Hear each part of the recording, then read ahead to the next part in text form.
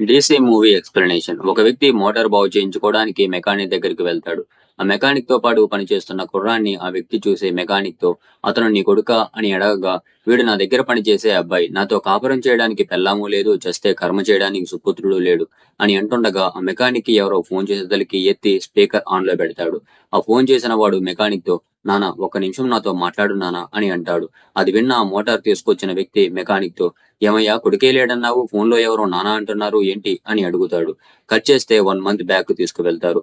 Gun smuggling చేసే సర్కార్ అనే వ్యక్తికి పోలీసులు వ్యాన్‌లో గన్స్‌ని తీసుకువెళ్లబోతున్నారు అన్న ఇన్ఫర్మేషన్ తెలియడంతో ప్లాన్ చేసి తన గ్యాంగ్‌లోని దాసు, కిట్టి, నరసింహ, సెబాస్టియన్ అనే ఈ నలుగురి చేత గన్స్‌ని తీసుకువెళ్తున్న పోలీసుల మీద అటాక్ చేయించి గన్స్‌ని కొట్టేపిస్తాడు. చంద్రు అనే ఒక రైతు తన కొడుకుని ఇంగ్లీష్ మీడియం స్కూల్‌లో చదివించడానికి తన భార్య, కొడుకుతో కలిసి వాళ్ళ నాన్న ఊరికి వెళ్లి తన వాటాగా వచ్చిన పొలాన్ని అమ్మేస్తాడు. అమ్మగా వచ్చిన 15 లక్షలను చంద్రు కండవలో చుట్టుకొని నడుముకి కట్టుకొని తన భార్య కొడుకుతో ఇంటికి వస్తుంటాడు. గన్స్ ని దొంగతనం చేసిన వాళ్ళని పట్టుకోవడానికి ఎస్ఐ కానిస్టేబుల్ చేత చెక్ పోస్ట్ పెట్టిస్తుండగా అప్పుడే అటువైపుగా వెళ్తున్న చంద్రుని తన భార్య కొడుకుని ఎస్ఐ చూసి చంద్రుతో వెళ్లి కానిస్టేబుల్ కి చెక్ పోస్ట్ పెట్టడానికి సాయం చేపో అంటాడు. పోలీస్ మాట కాదంటే ఏదైనా సమస్య వస్తుందేమోనని చంద్రు తన భార్య కొడుకుతో నేను వస్తాను మీరు వెళ్ళండి అని చెప్పి కానిస్టేబుల్ కి సహాయం చేస్తుండగా ఎస్ఐ నడుముకి ఏంటిది అని చంద్రుని అడగగా అయ్యా నా బిడ్డ చదువు కోసం నా పొలమంతా అమ్మి 15 లక్షల రూపాయలు డబ్బు చేర్చి పెట్టాను. ఇంగ్లీష్ మీడియంలో చేర్చబోతున్నాను అని ఎంతో ఆనందంగా చెప్తాడు. ఆ మాట విని ఎస్ఐకి ఆ డబ్బు మీద ఆశ పుడుతుంది. చంద్రు ఇంకా రాలేదు ఏంటి అని చంద్రు భార్య కొడుకు చెక్ పోస్ట్ దగ్గరకు వెళ్లి చూడగా ఎవరూ ఉండరు. దాంతో చంద్రు భార్య కొడుకు చుట్టుపక్కల చూడగా కాలువలో చంద్రు తన నడుముకి కట్టుకుని ఉన్న కండవ దొరుకుతుంది. కానీ ఆ కండవలో డబ్బులు ఉండవు. చంద్రు భార్య కొడుకు పోలీస్ స్టేషన్ కు వెళ్లి చంద్రు గురించి ఎస్ఐని అడగగా ఎస్ఐ వాళ్ళిద్దరిని కొట్టి పోలీస్ స్టేషన్ నుంచి నెట్టేస్తాడు. సర్కార్ గ్యాంగ్ లో మొత్తం దాసు, సెబాస్టియన్, నరసింహ, కిట్టి అనే నలుగురు వ్యక్తులు ఉన్నారు అని చెప్పాను కదా. చంద్రు భార్య ఏడుస్తూ తన కొడుకుతో పాటు దాసు దగ్గరకు వచ్చి జరిగిందంతా చెప్పి సహాయం చేయమని అడుగుతుంది. దాసు ఆ విషయం గురించి సర్కార్‌తో పాటు మిగతా ముగ్గురికి చెప్పగా మన కోసమే ఇప్పుడు పోలీసులు వెతుకుతున్నారు. ఈ టైంలో రిస్క్ వద్దు అంటారు. కానీ దాసు ఆ పిల్లోడు వాళ్ళ నాన్న ఉన్నాడో లేడో తెలియకుండా ఉంటే రిస్క్ వద్దు అంటావేంటి అని సర్కార్‌ని మిగతా ముగ్గురిని ఒప్పించి దాసు మిగతా ముగ్గురితో పాటు ఎస్ఐ దగ్గరికి వెళ్లి చంద్రు గురించి అడగగా తెలీదు అంటాడు. అది విని దాసుకి కోపం వచ్చి ఆ ఎస్ఐ చేతిని సుత్తితో నలగొట్టి సంకలో షూట్ చేసేసరికి ఎస్ఐ ఏడుస్తూ చెప్తాను చంద్రుని చంపి ఆ 15 లక్షలని పంచుకున్నాం అని చెప్తాడు. దాసు ఆ ఎస్ఐని చంపేసి చంద్రు భార్య దగ్గరికి వెళ్లి మీ ఆయన చనిపోయాడమ్మా, కానీ నీ కొడుకు చదువుకి కావలసిన 15 లక్షలని నేను ఇస్తా అని మాట ఇస్తాడు. దాసు మిగతా ముగ్గురు ఇక్కడే ఉంటే పోలీసులు వాళ్ళని ఎన్కౌంటర్ చేస్తారని సర్కార్ ఆలోచించి తనకి తెలిసిన ఒక బార్ ఓనర్ కి ఫోన్ చేసి నాకు తెలిసిన ఒక నలుగురిని నీ దగ్గరికి పంపిస్తున్నా. వాళ్ళని ఎవరికీ కనపడకుండా నీ బార్లో కొన్ని రోజులు ఉంచు. దానికోసం నీకు డబ్బులు కూడా ఇస్తాను అని చెప్తాడు. ఆ బార్ ఓనర్ సర్కార్ చెప్పిన దానికి ఒప్పుకుంటాడు. సర్కార్ ఆ విషయం దాసుకి మిగతా ముగ్గురికి చెప్పడంతో వాళ్ళు ఆ బార్కి వెళ్లిపోతారు. సర్కార్ ఆలోచించిన విధంగానే కమిషనర్ ఎస్ఐని చంపిన వాళ్ళని పట్టుకోవడానికి అజయ్ అనే పోలీస్ తో పాటు ఇంకో ముగ్గురు పోలీసులను కలిపి ఒక టీం ని ఫామ్ చేస్తాడు. దాసు మిగతా ముగ్గురు పోలీసుల నుంచి దాక్కోవడానికి బార్ కి వెళ్తారు అని చెప్పాను కదా. దాసు ఆ బార్ లో పాటలు పాడే పార్వతి అనే అమ్మాయిని ఇష్టపడతాడు. దాసు పార్వతి దగ్గరికి వెళ్లి మీరు పాడిన పాట నాకు చాలా ఇష్టమైన పాట. అమ్మ చనిపోయిన తర్వాత నాన్న ఇప్పుడు ఇదే పాట వినేవాళ్ళు. నా గురించి చెప్తున్నాను మీ గురించి అని దాసు అనేదలికి పార్వతి నవ్వుతుంది. దాసు అది చూసి నవ్వుతున్నారు. ఓ ముక్కు ముఖం తెలియని వాడికి ఇవన్నీ ఎందుకు చెప్పడమనా? తెలిసిన వాళ్ళకి నిజం చెప్పడానికి ఆలోచించాలి. తెలియని వాళ్ళకి చెప్పడానికి ఆలోచించాల్సిన పని లేదు అనేదలికి పార్వతి ఓ అవును కదా, నటించాల్సిన పని లేదు అని తనకున్న ఒక చిన్న కోరికని దాసుతో ఇలా చెప్తుంది. ఇంతకు ముందు హోటల్లో పాడేటప్పుడు క్రౌడ్ ని చూస్తుంటే అనిపించేది ఒకరోజు ఈ వేషం వేసుకోకుండా గెస్ట్ లా వచ్చి కూర్చొని పాడేది ఎంజాయ్ చేయాలి అని. అంతే, అంతకు మించి ఏమీ లేదు అని చెప్తుంది. దాసు అది విని సరే అయితే రండి, రేపు నాతో కూర్చోండి. ఆ జడ వేసుకున్న అమ్మాయి బాగానే పాడింది, ఎంజాయ్ చేయండి, మీరు వస్తున్నారు అంతే అని అక్కడి నుంచి వెళ్లిపోతాడు. తర్వాతి రోజు పార్వతి దాసు పిలిచాడని బార్లో పాట పాడకుండా దాసు పక్కన వెళ్లి కూర్చొని తన గురించి ఇలా చెప్తుంది. పుట్టి పెరిగిందంతా విశాఖపట్నంలోనే. చిన్నప్పటి నుంచి సినిమా పాటలు విని విని పాడటం తెగ నచ్చేసింది. సింగింగ్ క్లాస్ కి వెళ్లి పాడటం నేర్చుకున్నాను. చిన్న వయసులోనే అక్క తప్పిపోయింది. అప్పటి నుంచి ఇంట్లో పెద్దగా బయటికి పంపించలేదు. వీటన్నిటిని దాటి పాడటానికి ఇక్కడికి వచ్చాను. ఇక్కడికి వచ్చి ఒక మ్యూజిక్ డైరెక్టర్ ని మీట్ అయ్యి అతనితో పరిచయం అనవసరంగా పెంచుకొని టాక్సిక్ రిలేషన్షిప్ లోకి వెళ్ళాను. దాంతో పాడటం అంటేనే విరక్తి వచ్చేసింది అని చెప్తుంది.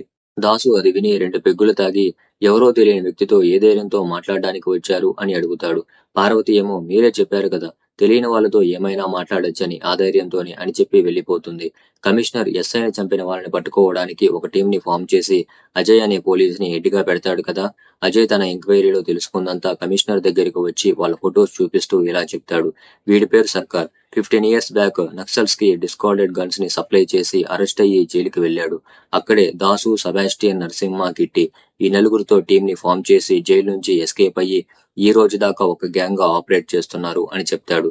అది విని కమిషనర్ వీళ్ళకి ఈ కేసుకి ఏంటి సంబంధం అని అడిగేదలికి సర్కార్ హిస్టరీ, ఇప్పుడు జరిగిన ఆర్మ్ రాబరీ, ఇన్స్పెక్టర్ గారి మర్డర్, ఐ విట్నెస్ ఇచ్చిన స్టేట్మెంట్ అన్నిటినీ కలిపి చూసినప్పుడు వీళ్ళే చేసి ఉంటారేమోనని ఒక ఆన్సర్ అంటాడు. కమిషనర్ ఏమో వాళ్ళని ఇన్వెస్టిగేషన్ చేసి రిపోర్ట్ నాకు సబ్మిట్ చేయి అని చెప్పి వెళ్లిపోతాడు. దాసు పార్వతితో క్లోజ్ గా ఉంటున్నాడని బార్ ఓనర్ అయిన రాజారెడ్డి తెలుసుకొని తన మనుషులతో దాసు మిగతా ముగ్గురు దగ్గరకు వచ్చి దాసుతో డబ్బులు ఇస్తే నా ముఖం మీద ఉచ్చబోస్తావా నీ యబ్బ ఎదవనా కొడక అనేదలికి దాసు కోపం వచ్చి చేతిలో ఉన్న బీర్ సీసాతో రాజారెడ్డి తల పగలగొడతాడు. దాంతో దాసు మిగతా ముగ్గురు రాజారెడ్డి మనుషులు గొడవ పడుతూ ఉంటారు. అది పార్వతి పైనుంచి చూస్తూ ఉంటుంది. ఇంతలో రాజారెడ్డి పోలీసులకి ఫోన్ చేసి ఎస్ఐని చంపిన ఆ నలుగురు నా బార్లోనే ఉన్నారు అని చెప్తాడు. దాసు మిగతా ముగ్గురు జరిగిందంతా సర్కార్ కి ఫోన్ చేసి చెప్పడంతో మీరు అర్జెంటుగా అక్కడి నుంచి వేరే ప్లేస్ కి వెళ్లిపోండి అని చెప్తాడు. సర్కార్ మాట ప్రకారంగానే దాసు మిగతా ముగ్గురు వేరే చోటకి వెళ్లిపోతుండగా దాసు పార్వతిని మళ్లీ చూస్తానో చూడనో అని చివరిసారిగా పార్వతిని చూడడానికి వెనక్కి వచ్చి మాట్లాడబోయే తలకి పార్వతి ఇది వద్దు, ఇది వర్కౌట్ అవ్వదు అని అంటుండగా ఇంతలో అజయ్ తన టీం వచ్చి దాసుని ఏం చేసి షూట్ చేస్తుంటారు. ఒక బుల్లెట్ వెళ్లి పార్వతి చెస్ట్ కి తగలడంతో నేల మీద పడిపోయి కొనూపిరితో కొట్టుకుంటూ ఉంటుంది. దాసు వాళ్ళకి లొంగిపోయి పార్వతిని హాస్పిటల్లో జాయిన్ చేయండి అని బ్రతిమలాడతాడు. కానీ అజయ్ పార్వతి వల్ల ఫ్యూచర్ లో ఏదైనా ప్రాబ్లం వస్తుందేమోనని దాసు కళ్ళ ముందే పార్వతిని కాల్చి చంపేస్తాడు. అజయ్ కమిషనర్ తో దాసుని పట్టుకున్నాం అని చెప్తాడు. కమిషనర్ ఏమో వెపన్స్ ఎక్కడున్నాయన్న డీటెయిల్స్ నాకు తెలియాలి. అంతవరకు వీడితో టైం వేస్ట్ చేయకుండా ఇది లీడ్ గా తీసుకుని సర్కార్ తన టీం ని ట్రేస్ అవుట్ చేసే పని చూడండి. అలాగే వాడు లాకప్ డెత్ అవ్వకుండా చూడండి అని చెప్పి వెళ్లిపోతాడు. అజయ్ కమిషనర్ చెప్పిన విధంగానే ఒక పక్క వెపన్స్ గురించి దాసుని ఎంక్వైరీ చేస్తూ ఇంకో పక్క తన టీంతో కలిసి మిగతా ముగ్గురు అయిన సెబాస్టియన్, నరసింహ, కిట్టిని వెతుకుతుంటారు. ఈ ప్రాసెస్ లో సెబాస్టియన్ ని కాల్చి చంపేస్తారు. ఎంత కొట్టినా దాసు ఏం చెప్పకపోవడంతో కమిషనర్ అజయ్ తన టీంతో కాకుండా వేరే వాళ్లతో దాసుని సిటీ అవుట్స్కట్స్ కి పంపించి షూట్ చేయించాలనుకుంటాడు. కానీ దాసే ఆ పోలీసులని షూట్ చేసి తప్పించుకొని సర్కారుకి తెలిసిన ఆరోగ్యదాస్ అనే కానిస్టేబుల్ కి ఫోన్ చేసి నరసింహ, కిట్టి ఎక్కడున్నారో తెలుసుకుని వాళ్ళ దగ్గరికి వెళ్లిపోతాడు. ఆరోగ్యదాస్ సర్కార్ దగ్గరికి వచ్చి దాసు పోలీసుల నుంచి తప్పించుకున్నాడు అని చెప్తాడు. సర్కార్ దాసుకి ఫోన్ చేసి మీ ముగ్గురిని పోలీసుల నుంచి తప్పించి సేఫ్ గా తమిళనాడుకి పంపించడానికి ఒక సేట్ ని పంపిస్తున్నాను. అంతకంటే ముందు మీరు ఆ పోలీసులకి మనల్ని పట్టించిన రాజారెడ్డిని చంపేయాలి అని చెప్తాడు. దాసేమో ఆ డబ్బుల గురించి ఏం చేశావన్నా అని అడిగేతలకి నువ్వేం దిగులు పడద్దు, ఆ డబ్బులు స్వామి దగ్గర ఉన్నాయి. నువ్వు ఆ డబ్బులు తీసుకుని చంద్రు ఫ్యామిలీకి ఇచ్చి మీరు సేఫ్ గా తమిళనాడుకి రీచ్ అవ్వండి అని చెప్తాడు. సర్కార్ మాట ప్రకారంగానే రాజారెడ్డి వ్యభిచారం చేసే మహిళలు ఉండే బిల్డింగ్ దగ్గరకు వస్తాడని తెలుసుకుని సర్కార్ పంపిన సేట్ తో పాటు దాసు, కిట్టి, నరసింహ ఆ బిల్డింగ్ దగ్గర ఎదురు చూస్తూ ఉంటారు. ఇంతలో దాసుకి కోరిక పుట్టడంతో ఆ బిల్డింగ్ లోని ఒక మహిళ గదిలోకి వెళ్తాడు. దాసు ఆ అమ్మాయిని చూడగానే ఆశ్చర్యపోతాడు. ఎందుకంటే ఆ అమ్మాయి అచ్చం పార్వతిలాగే ఉంటుంది. అప్పుడే మనకి చూపిస్తారు పార్వతి దాసుతో మా అక్క చిన్నప్పుడే తప్పిపోయింది అని చెప్తుంది కదా, తనే ఈ అమ్మాయి. చిన్నప్పుడు కొంతమంది రౌడీలు తనని కిడ్నాప్ చేసి అమ్మాయిల చేత బలవంతంగా వ్యభిచారం చేయించే వాళ్ళకి అమ్మేస్తారు. దాంతో పార్వతి అక్క 18 ఏళ్లుగా బయటి ప్రపంచం అంటే ఏంటో తెలియకుండా అదే గదిలో వ్యభిచారం పని చేస్తూ ఉంటుంది. దాసు పార్వతి గురించి అమ్మాయికి చెప్పకుండా ఇదంతా తెలుసుకుంటాడు. ఇంతలో కిట్టి దాసుకి ఫోన్ చేసి రాజారెడ్డి తన మనుషులతో లోపలికి వచ్చాడు అని చెప్తాడు. దాసు రాజారెడ్డి మనుషులని చంపి రాజారెడ్డి తలని కసితీరా కోడి మెడని కోసినట్టు కోస్తాడు. అలాగే పార్వతి అక్క చేత బలవంతంగా వ్యభిచారం చేయించిన ఆ రౌడీలను తన కళ్ళ ముందే చంపి అక్కడున్న అందరి మహిళలను బయటికి పంపించేసి పార్వతి అక్కతో మొత్తం అందరూ వెళ్లిపోయారు, నువ్వు వెళ్లిపో అంటాడు. తనేమో నాకు ఎక్కడికి వెళ్లాలో తెలీదు, నేను మీతోనే వస్తాను అని నా పేరు చంద్రిక అంటుంది. దాసు అది విని చంద్రికని ఎక్కడైనా సేఫ్ ప్లేస్ లో వదిలేద్దాములే అనుకుని సరేరా అంటాడు. ఆరోగ్యదాస్ అనే కానిస్టేబుల్ సర్కార్ కి తెలుసు అని చెప్పాను కదా, అది అజయ్ తెలుసుకొని ఆరోగ్యదాస్ ద్వారా సర్కార్ ని పట్టుకుని కొట్టి దాసు, నరసింహ, కిట్టి ఎక్కడున్నారని అడుగుతాడు. కానీ సర్కార్ చెప్పకపోవడంతో తన భార్య కొడుకుని చంపేస్తామని బెదిరిస్తారు. దాంతో సర్కార్ వాళ్ళు స్వామి అనే వ్యక్తి పెళ్లికి వెళ్తారు అని చెప్తాడు. అజయ్ సర్కార్ ని చంపేస్తాడు. దాసు సర్కార్ని డబ్బులు అడుగుతాడు కదా. సర్కార్ స్వామి అనే వ్యక్తి దగ్గర ఉన్న ఏనుగు వాడి దగ్గరికి వెళ్లి తీసుకో అని చెప్తాడు కదా. అందుకని దాసు మిగతా వాళ్ళు స్వామి పెళ్లికి వెళ్తారు. దాసు స్వామి దగ్గర నుంచి ఆ 15 లక్షలు తీసుకుంటాడు. అప్పుడే దాసు మిగతా వాళ్ళకి తెలుస్తుంది సర్కార్ చనిపోయాడు అని. కానీ అంతలోనే అజయ్ తన టీంతో వచ్చి షూట్ చేస్తుంటాడు. దాంతో దాసు మిగతా వాళ్ళు కూడా వాళ్ళని షూట్ చేస్తూ అక్కడి నుంచి తప్పించుకుంటారు. కానీ దాసు మిగతా వాళ్ళు ఆ గందరగోళంలో ఆ 15 లక్షలని అక్కడే వదిలేసి వచ్చేస్తారు. దాసు మిగతా వాళ్ళతో నేను ఆ 15 లక్షలు లేకుండా మీతో రాలేను. మీరు వెళ్లాలనుకుంటే వెళ్ళొచ్చు అంటాడు. చంద్రిక అది విని నీకు ఆ డబ్బులు అంత ఇంపార్టెంట్ అయితే నేను ఇస్తాను. కాకపోతే నేను చెప్పిన చోటకి నన్ను మీరు తీసుకువెళ్లాలని తను వ్యభిచారం చేసే టైంలో తన దగ్గరకు వచ్చిన కస్టమర్స్ దగ్గరకు వెళ్లి వాళ్ళని బ్లాక్మెయిల్ చేసి డబ్బులు తీసుకువస్తుంటుంది. వాళ్ళలో ఒక పోలీస్ ఆఫీసర్ కూడా ఉంటాడు. ఆ టైంలోనే నరసింహ చంద్రిక దాసుకి దగ్గరవుతుంది అని అర్థం చేసుకుని చంద్రికతో పార్వతి గురించి చెప్పి నువ్వు వాడికి దూరంగా ఉండు. పార్వతిలాగే నీకు ఏమైనా అయితే వాడు తట్టుకోలేడు. వాణ్ణి అలా చూడడం నాకు ఇష్టం లేదు అని అంటాడు. అప్పుడే చంద్రికకు తెలుస్తుంది తన చెల్లి పార్వతి కోసమే తనని జాగ్రత్తగా చూసుకుంటున్నాడని. ఈ ప్రాసెస్ లోనే చంద్రిక ఒక డాక్టర్ దగ్గరకు వెళ్లి ఆ డాక్టర్ ని షూట్ చేసి చంపేస్తుంది. దాంతో పోలీసులు పట్టుకుంటారని నైట్ దాంకోవడానికి ఒక ప్లేస్ కు వెళ్తారు. అక్కడ ఒక ఫ్యామిలీ ఉంటుంది. వాళ్ళకి ఒక చిన్న బాబు కూడా ఉంటాడు. చంద్రిక ఉయ్యాలలో పండేసి ఉన్న ఆ బాబుని చూస్తూ ఉండగా దాసు ఆ డాక్టర్ని ఎందుకు చంపావు అని అడుగుతాడు. 16 ఏళ్లప్పుడు నా గర్భసంచ తీసేసి నవ్వుతూ చెప్పాడు ఆ డాక్టర్. నువ్వు ఇంకా అమ్మవి కాలేవు అని. ఇంకా నాకు మాత్రమే కాదు అక్కడున్న అమ్మాయిలందరికీ ఇదే పరిస్థితి. అందుకే చంపాను అని చెప్తుంది. దాసు అది విని చంద్రిక బాధని అర్థం చేసుకుని ఇంకేమీ అనలేకపోతాడు. ఉదయాన్నే అక్కడి నుంచి వెళ్లిపోతుండగా దాసు వాళ్ళకి ఎంతో కొంత డబ్బులు ఇద్దామని వెనక్కి వచ్చి ఆ పిల్లాడి నాన్న చేతిలో డబ్బులు పెడుతుండగా ఇంతలో పోలీసులు వచ్చి దాసుని సరౌండ్ చేస్తారు. అప్పుడే మనకి తెలుస్తుంది ఆ పిల్లాడి నాన్న దాసు వాళ్ళ గురించి పోలీసులకి ఇన్ఫార్మ్ చేశాడని. దాసు పోలీసులని గన్తో షూట్ చేసి తప్పించుకుందాం అనుకుంటాడు. కానీ ఆ పిల్లాడికి ఏమైనా అవుతుందేమోనని అనుకుని గన్నుని కింద పడేసి ఆ డబ్బులని అతని చేతిలో పెట్టి పోలీసులకి లొంగిపోతాడు. పోలీసులు దాసుని కస్టడీలోకి తీసుకుని అజయ్ కి ఇన్ఫార్మ్ చేస్తారు. నరసింహ కిట్టి మనం ఇంకా దాసుని కాపాడలేం. మనమన్నా ప్రాణాలతో ఉండాలంటే ఇక్కడి నుంచి వెళ్లిపోదాం పదండి అని అంటుండగా చంద్రిక మీలో ఎవరు ఒక్కరు దొరికినా దాసు ఇలా వదిలేసి వెళ్లిపోడు అంటుంది.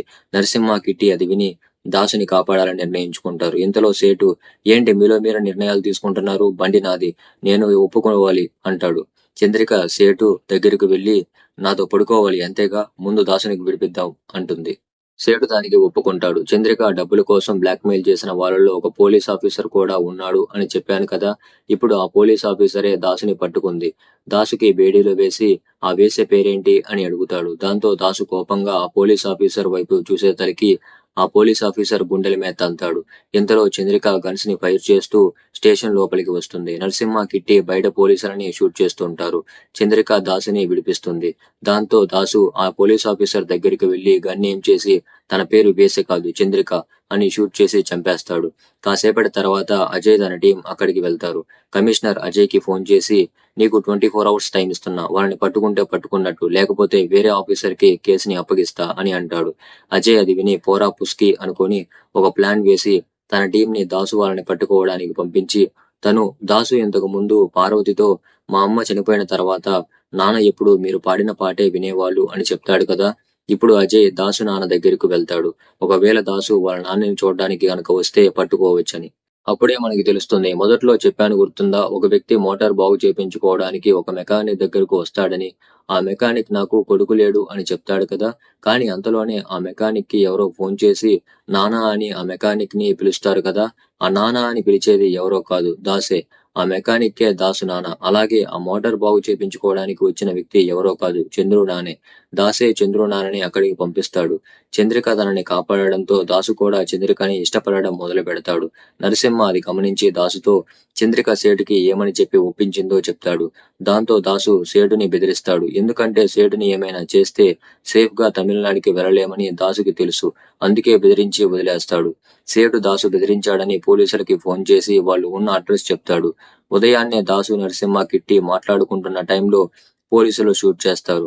దాంతో నరసింహకి బుల్లెట్ తగలడంతో అక్కడికక్కడే నేల మీద పడి చనిపోతాడు. దాసు కిట్టి అది చూసి ఎంతో బాధపడి పోలీసులను షూట్ చేయడం మొదలు పెడతారు.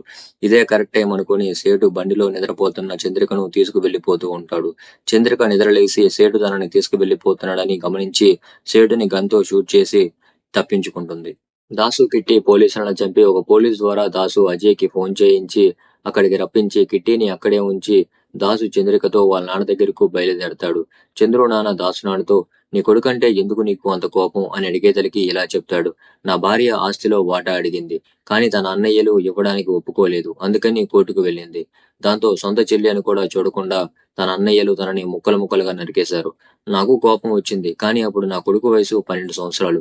నాకు పగ తీర్చుకోవడం కన్నా వాడి భవిష్యత్తే ముఖ్యమని చదివించాను. కానీ వాడేం చేశాడు? నా మాట వినకుండా వాళ్ళ అమ్మని నరికినందుకు సొంత మామయ్యలు అని కూడా చూడకుండా చంపేసి జైలుకు వెళ్ళాడు. మరి వాడితో ఎలా మాట్లాడమంటావు? నువ్వే చెప్పు అంటాడు. చంద్రు నాన్న అది విని నువ్వన్నది కరెక్టే.